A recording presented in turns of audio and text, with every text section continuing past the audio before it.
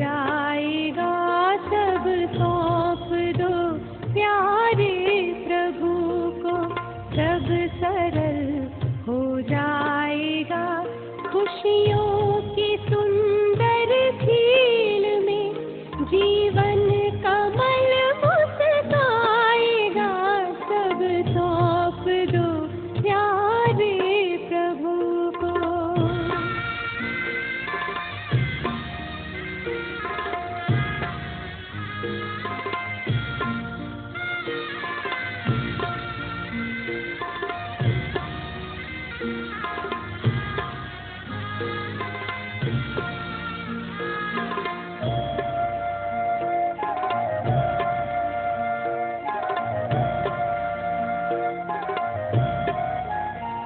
है जो भी तेरे पास सब उसकी अमानत है।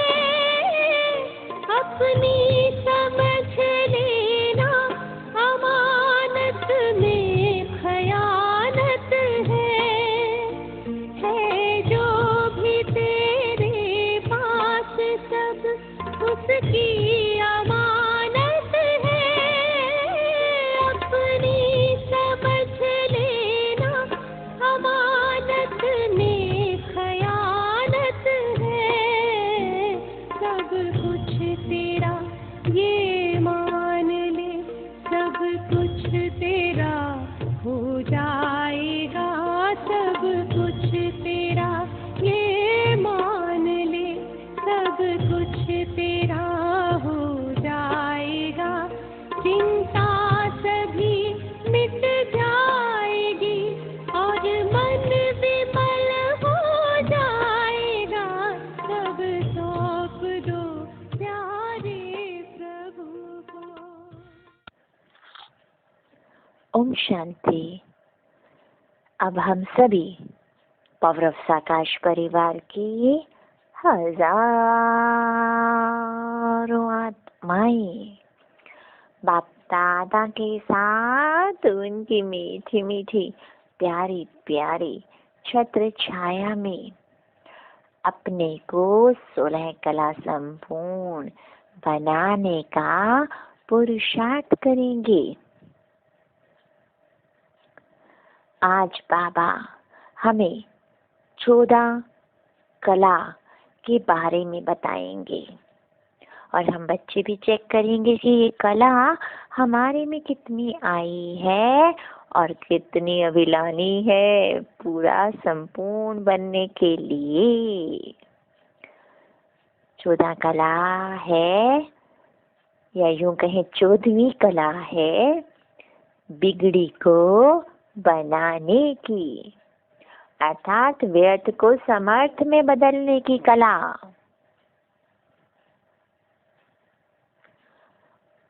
अभी तक बाबा ने हम बच्चों को बताया कि हम बच्चों में पहली कला सर्व को मित्र बनाने की कला होनी चाहिए। दूसरी कला व्यवहार कला अथवा लोकरंजन कला होनी चाहिए। तीसरी कला परिवर्तन और परिवर्धन लाने की कला होनी चाहिए। चौथी कला मन को मुदित अवस्था में रखने की कला होनी चाहिए। 5वीं कला संगठन कला, नेतृत्व कला और प्रशासन कला होनी चाहिए। 6ठी कला सीखने और सिखाने की कला होनी चाहिए। 7वीं कला कार्य करने और कार्य से निवृत्त होने की कला होनी चाहिए। 8वीं कला वक्तृत्व कला तथा पत्र लेखन कला हम बच्चों में होनी चाहिए। 9वीं कला विचार कला और निर्माण कला भी होनी चाहिए। 10वीं कला कल्याण कला और सेवा कला भी होनी चाहिए।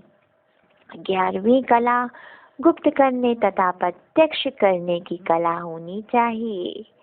12वीं कला नेतृत्व कला होनी चाहिए और 13वीं कला पालना करने की कला भी होनी चाहिए। और आज बाबा हम बच्चों को बता रहे हैं कि हमारे में बिगड़ी को बनाने की अर्थात व्यर्थ को समर्थ में बदलने की कला होनी चाहिए। मैं आत्मा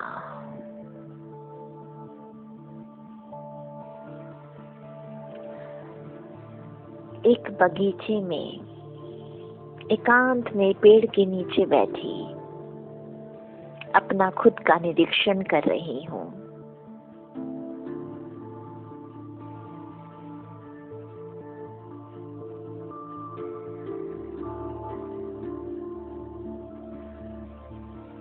मैं अपने से बातें करते हुए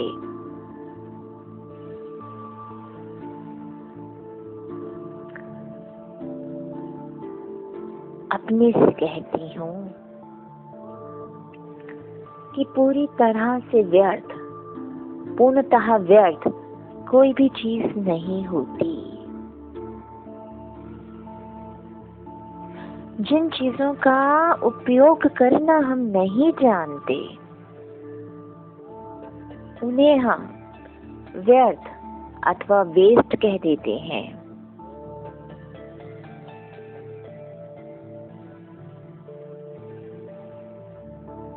उन्हें हम वेस्ट समझकर फेंक देते हैं।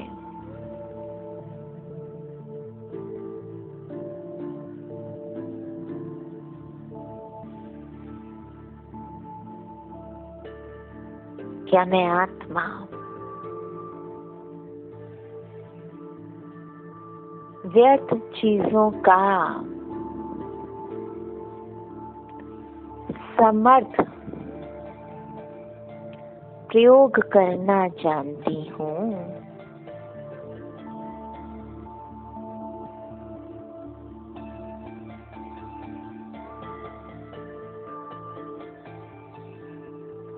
जरा सोचूं मैं आत्मा,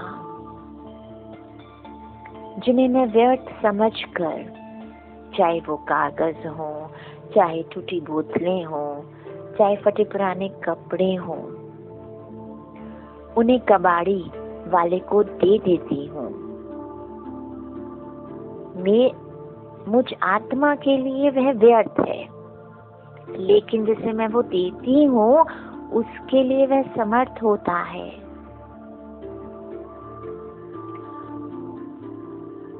उन चीजों का वह नवीनीकरण करके उसे कच्चे माल के तौर से उनका प्रयोग करने के लिए कारखाने वालों को बेच देता है।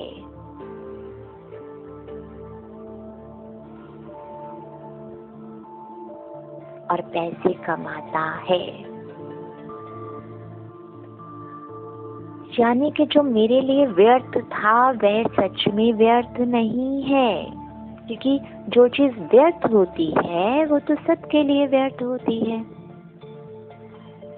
लेकिन यहाँ जो मेरे लिए व्यर्थ था वह तो किसी और के लिए पूरी तरह से समर्थ था।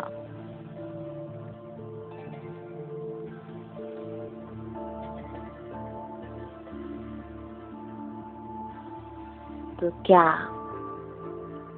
कोई भी चीज व्यर्थ होती है?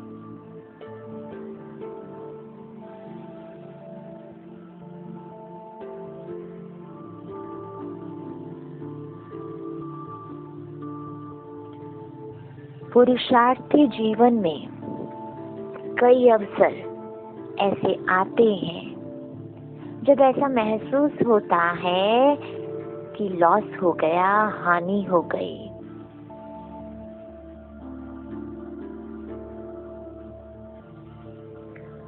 परंतु उस हानि को भी कई गुना लाभ में परिवर्तित करने की विधि अथवा इसकी युक्ति भी अपने प्रकार में एक कला है।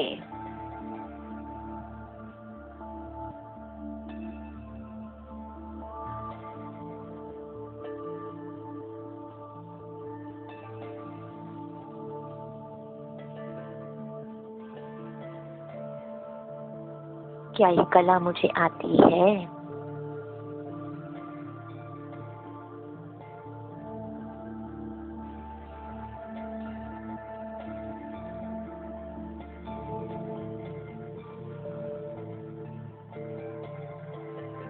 अगर मेरा योग अटूट होगा बाबा के साथ,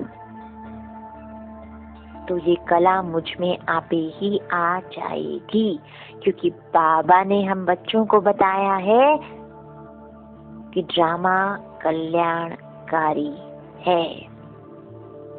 इसके हर सीन में लाभ है, हानि है ही नहीं।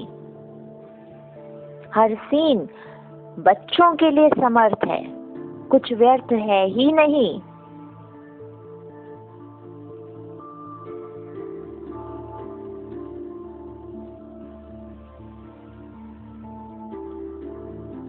तो बाबा के साथ हमारा अटूट संबंध हमें इस कला में संपूर्ण बनाने की मदद करता है।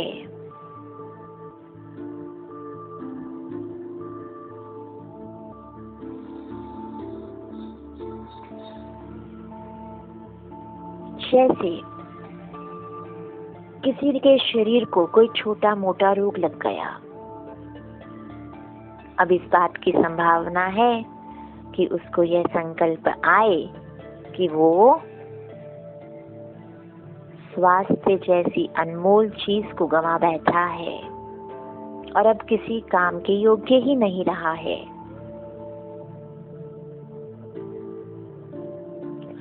और दवाइयों पर उसकी पिछली कमाई का पैसा भी लग रहा है।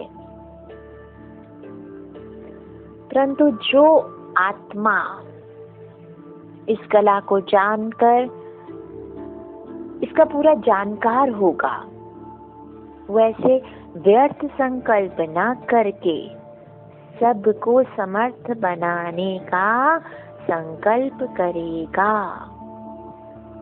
वो यह सोचेगा कि अब उसे ऐसा अवसर मिला है जब वो अधिक समय परमात्मा की स्मृति में स्थित हो सकता है। ज्ञान की गहराई में गोता लगा सकता है और सेवा की रफ्तार को बढ़ाने के लिए कुछ अधिक योजनाएं बना सकता है और सोच विचार कर सकता है, मनसा सेवा कर सकता है। उससे जो लोग मिलने आएंगे उनको वो अपनी स्थिति व वाणी से आत्मिक स्वास्थ्य यानी स्पिरिचुअल हेल्थ की ओर आगे बढ़ा सकता है। तो व्यर्थ सोच को समर्थ में बदलने का कितना लाभ हुआ, बेकार चीज को उपयोग में लाने का कितना लाभ हुआ, क्योंकि बेकार व्यर्थ कुछ नहीं है, कमजोर मन की निशानी है।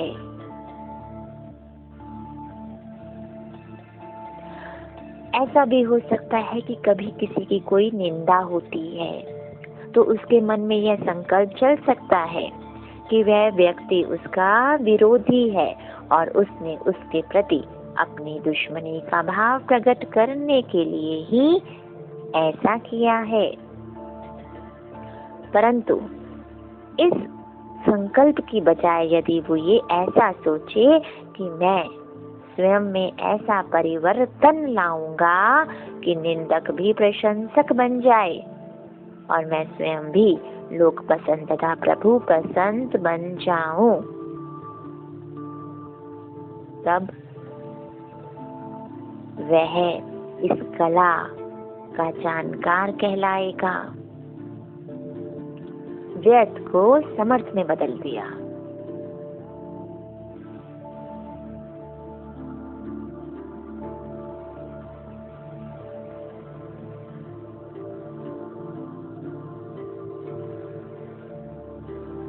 किसी को आर्थिक हानि हो गई, उसके कारण उसकी कमाई ही रुक गई, तब संभव है कि उसकी खुशी कम हो जाए, उमंग उत्साह खत्म हो जाए, उसको लगने लगे कि उसका भाग्य अब खराब हो चुका है, उसका पुरुषार्थ भी ढीला पड़ सकता है। लेकिन जिसे हानि को लाभ में बदलने की कला आती होगी वो तो स्वयं भगवान में अटूट आस्था रखकर और ये सोचकर कि अब उसे विनाशी कमाई की बजाय अविनाशी कमाई करने का सुअवसर प्राप्त हुआ है, वो अधिक योगाभ्यास करके अनमोल आध्यात्मिक अनुभवों से मालामाल हो जाएगा। वो ये सोच सकता है कि विनाशी धन तो वैसे भी अब निकट भविष्य में खत्म होने वाला है, इसलिए उसे अविनाशी कमाई करने की अब जरूरत है। ऐसा सोचने से खुशी भी मिलेगी, उदासी भी खत्म होगी और वापस वह अपने लौकिक कार्य में भी आगे बढ़ सकता है, क्योंकि एक उमंग उत्साह से भरा हुआ व्यक्ति, भरी हुई आत्मा ये आगे एक नए जीवन की शुरुआत कर सकती है। वास्तव में यह कला ऐसी कला है जो व्यक्ति को कई विषम परिस्थितियों में ही नहीं बल्कि प्रतिदिन काम में आती है। प्रतिदिन ही मनुष्य के जीवन में ऐसे बहुत क्षण आते हैं जब उसे किसी न किसी प्रकार की क्षति होती दिखती है।